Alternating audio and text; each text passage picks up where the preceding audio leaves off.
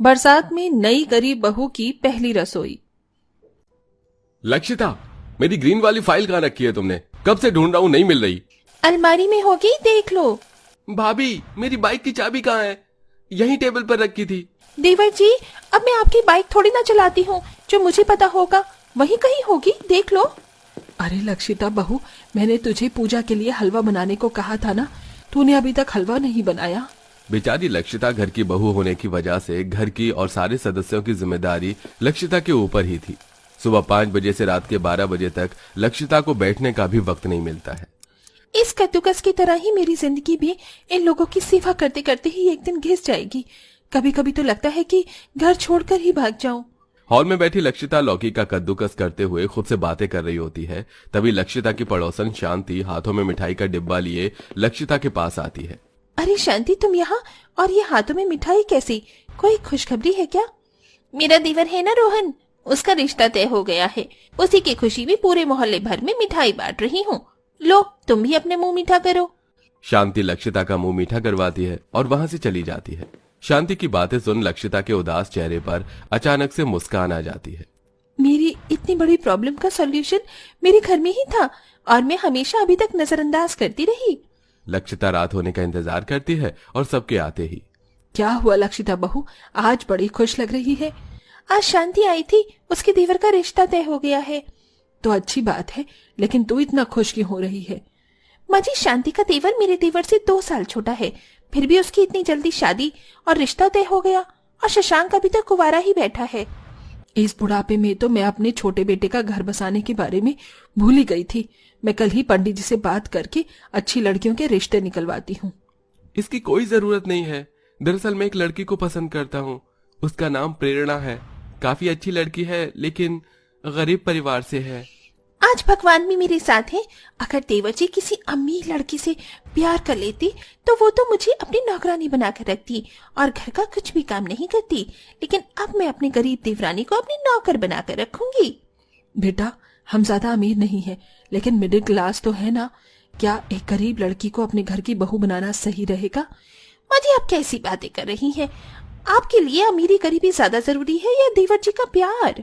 लक्षिता की बातें सुन माधवी इस रिश्ते के लिए मान जाती है। माधवी कुछ दिनों में प्रेरणा के परिवार वालों से मिलकर प्रेरणा शशांक का रिश्ता तय कर देती है और 2 महीनों में ही प्रेरणा और शशांक की शादी हो जाती है और आखिरकार लक्षिता की गरीब देवरानी आ ही जाती है।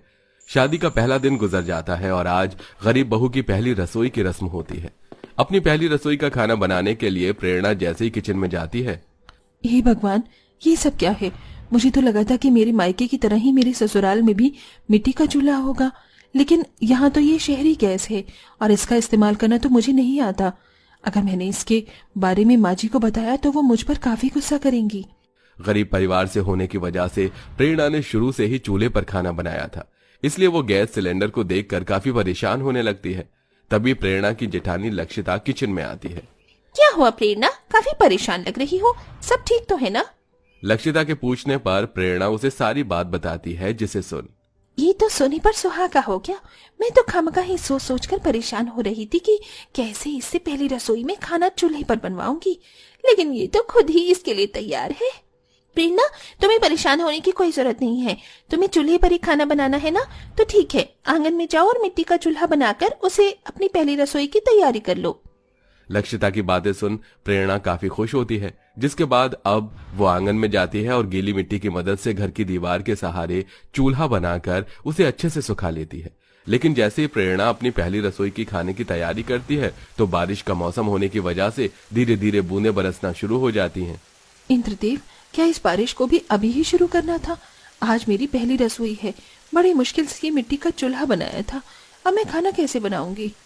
बेचारी प्रेरणा जैसे तैसे करके बारिश में आधी भीगती हुई चूल्हे पर खाना बनाने की कोशिश करती है, लेकिन बार बार तेज चल रही हवा की वजह से चूल्हे की आग की लौ प्रेरणा की तरफ जाने लगती है, जिससे कई बार उसका हाथ जल जाता है। मेरा हाथ बहुत जल रहा है, लेकिन पहली रसोई का खाना बनाना भी जरूरी है।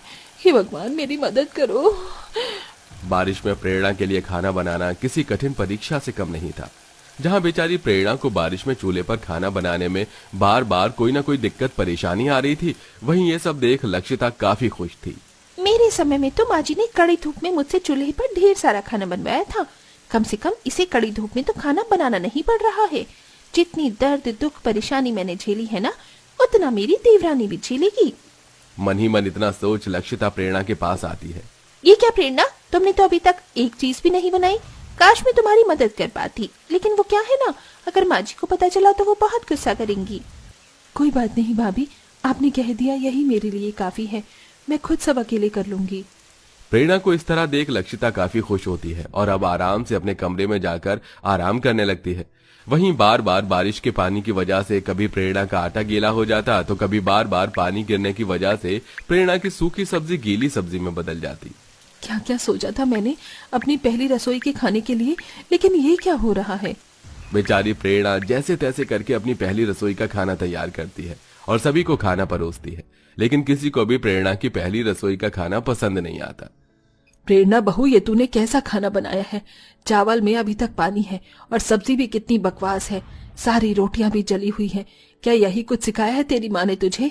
प्रेरणा को अपनी सास से इतना डांट पड़ता देख लक्षिता मन ही मन काफी खुश होती है और अब लक्षिता धीरे धीरे कर प्रेरणा से अपने साथ हुई सभी चीजों का बदला लेने लगती है। लक्षिता प्रेरणा से घर के सारे काम नौकरानी की तरह करवाकर खुद महारानी की तरह हमेशा आराम करती है। प्रेरणा, मेरी कमर में काफी दर्द हो रहा है, क्या तुम मेरे भी कपड़े धो दोगी। हाँ भाभी। लक्षिता प्रेरणा के भोलेपन का काफी फायदा उठाती है और उससे आसानी से अपने भी सारे काम करवा लेती है। प्रेरणा, बारिश होने वाली है। माँ जी ने छत पर गेहूं रखे थे तो तुम उन्हें ले आओ और पीस भी देना। लेकिन ये काम तो भाभी माँ जी ने आपको करने को कहा था। हाँ, लेकिन मुझे किसी काम से बाहर जाना है, इसलिए आज मेरा काम तुम कर दो। बेचारी प्रेरणा थकी हारी छत पर जाती है और सारे गेहूं लाकर उसे चक्की में पीस देती है। अपनी तरह ही प्रेरणा को सारा काम करता देख लक्षिता काफी खुश होती है और ऐसे ही काफी वक्त गुजर जाता है और आज माधवी घर में सुख शांति के लिए पंडित जी को बुलवाकर काफी बड़ी पूजा करवाती है और उनके खाने का सारा इंतजाम प्रेरणा को देती है। प्रेरणा बहू, मैं तुझे बहुत बड़ी जिम्मेदारी दे रही हूँ। पंडित जी के खाने में किसी भी तरह की कोई गलती नहीं होनी चाहिए। माँ जी, आप बेफिक्र रहिए, कोई भी गलती नहीं होगी।